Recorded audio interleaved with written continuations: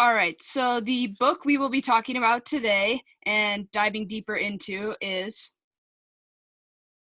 Strategies for K through 8 inquiry-based learning. The title is Integrating Language Arts and Social Studies. It was written by Leah Melber and Alice Hunter. And today I am Skiela. and my name is Ellie, And we are going to be talking about strategy 1. which is teaching strategy, observation, questioning, and inference.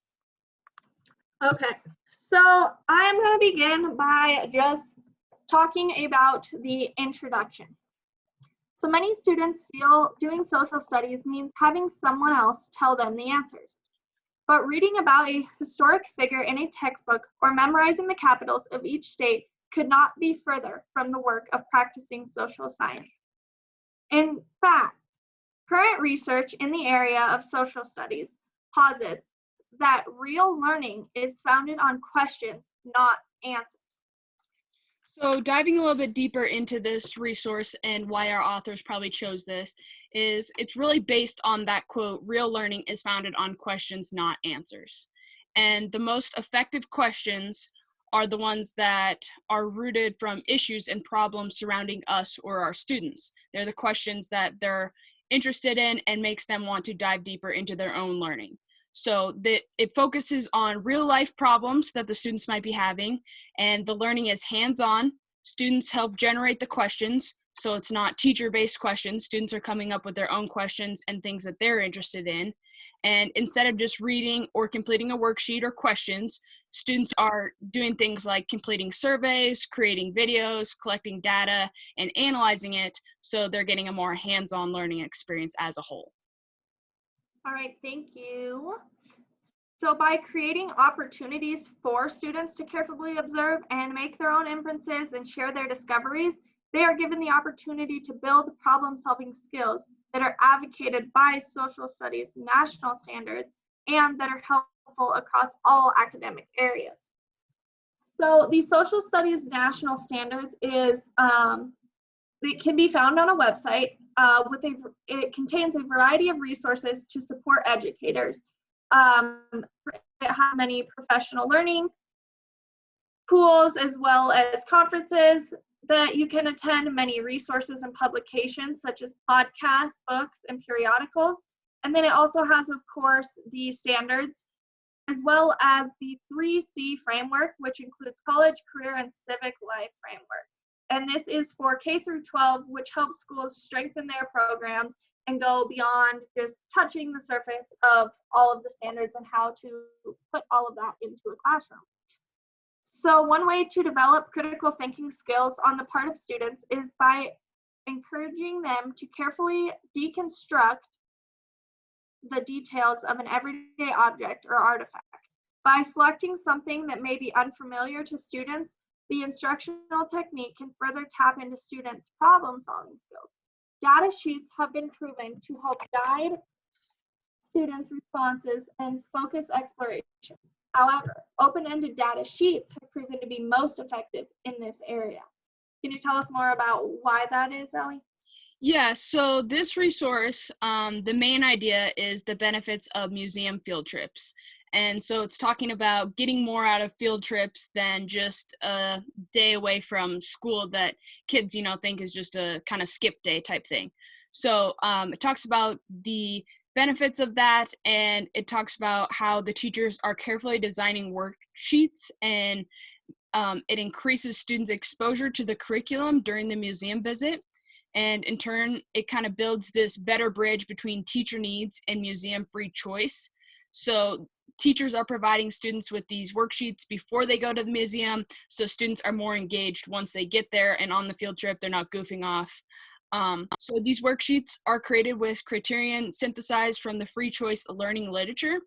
And the worksheet has actually increased the number of diversity of curriculum-related conversations among school groups during the visit, as well as bonds that bridge of curriculum accountability and emphasis on free choice learning for the students.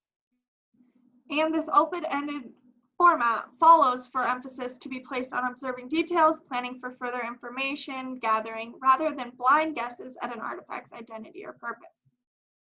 Anything can be used as a mystery artifact. Artifacts are designed as any object made by human beings. So the options are very broad. Sources for artifacts include garage sales or swap meets, as well as homes or garages of families or relatives. The author who wrote the book that we are discussing today at Strategy 1, Melber, also wrote another book where she takes her 20 years of experience in informal and formal science education, and she focuses on the informal learning and field trips across the K through 5 curriculum, expressing the importance of creating learning experiences that take advantage of informal education for both the students and for the teacher's benefit. They really engage the students to make these outer connections and get engaged with wanting to know more and know why they're learning these things. So what is important to remember is that students 12 and younger may find something that is commonplace to you as a teacher. An example of this could be if they found an 8-track cassette. That might be normal to you, but to them, that is a novel or unique. It is something different. They might be engaged and they want to know more. With an emphasis on firsthand experience and exposure, artifact selection should be guided by students' developmental level, resulting in artifacts that are not fragile, are able to be handled enthusiastically, and will spark communication and discussion among the young investigators in line with a constructivist approach. So with that, it is important for the teacher to really pick out the artifacts that they choose to use depending on the different grade levels. So you wouldn't use, say, a skeleton or a fossil with kindergartners that was fragile, but that may be acceptable to use with 8th graders. Do you want to tell us a little bit more about how you would change that for the different grade levels? Yeah, so it's really important for teachers to keep in mind that social studies is something that can be taught in every grade. I understand that you might think it's more normal in a 6th or 8th grade setting, but it's also something that can be incorporated in a kindergarten or 2nd grade class. So diving a little bit deeper into how you would integrate these types of things, for kindergartners and 2nd graders, obviously their reading and writing skills are not advanced. So if you are having them do an assignment based around social studies, you're going to want to either have a word bank on their worksheet or some sort of word wall that also includes pictures so they can relate, oh yeah, artifact, okay, this picture goes with that, and they can really draw conclusions, but still work independently. Whereas 6th and 8th graders, their reading and writing skills are obviously more advanced. They have more knowledge because this isn't the first time that this topic is being introduced to them. They've been learning it since kindergarten and 2nd grade, do you hope? And so they just have more experience in general, and they can do a little bit more independent research and study on their own. All right, thank you. And along with having those modifications, it is imperative that the teacher not only makes modifications for the selected group or age that they are teaching, but also meeting the needs of everyone else in the classroom. So meeting the needs of English learners, this could include creating a context-rich environment, giving them something that they understand, as well as meeting the needs of students that may have special needs. Somebody who may particularly not have the best fine motor control, thinking of ways back to, say, a fossil or something that you were digging deeper into to relate it to our history. That may be harder for somebody that may have any disability, but it is imperative for the teacher to still modify that they are able to learn, they are still able to understand and be a part of this experience for everyone. And then, as well as after you have taught everything, it is important to take assessment checks. Make sure that everybody is understanding. And at the end of the activities, you should make sure that students are able to identify and illustrate the historical object. They can summarize observations in a narrative form. They can pose questions to further study things that get them engaged, what else they want to know, which will lead them in another direction of things to explore. Identify areas where further data can be collected, and summarize the findings in narrative form as of what they learned today. And so, one great resource that we have found in our books is actually on page 8, and it looks like this. So, you guys can all check that out. It's a great resource. It's just a quick little, it's called Mystery Artifact Sample Data Sheet. And it says, it can be used anywhere from 3rd grade all the way up to 8th grade. And obviously, you could make modifications for kindergartners and 2nd graders as well, because they can answer some of these questions. So, basically, a student brings in an object, or they research and find one online that they want to learn more about and study. So the first one is they're going to illustrate their object and use drawing skills to their best abilities to try and show you what it looks like. 2, they're going to describe the object below, using adjectives and whatever else they might come up with to help describe their object. 3, they're going to write questions that they might still have about their object. What do they want to learn? What do they want to know more about? Where did this come from, type thing.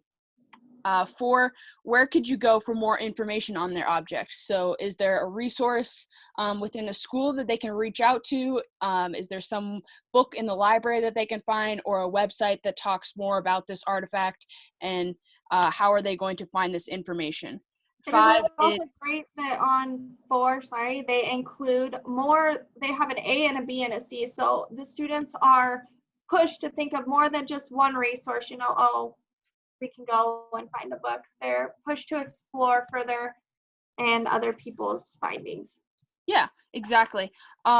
As well as for 5, how do you think your object might have been used? So they're thinking deeper, how is this artifact used back in those times? Could it still be used? Is it still used in our today world? So they're thinking deeper about their object, as well as what other conclusions can you draw about your object? So just asking them to think a little bit deeper and ponder a little bit more where they got this artifact and why they're interested in it.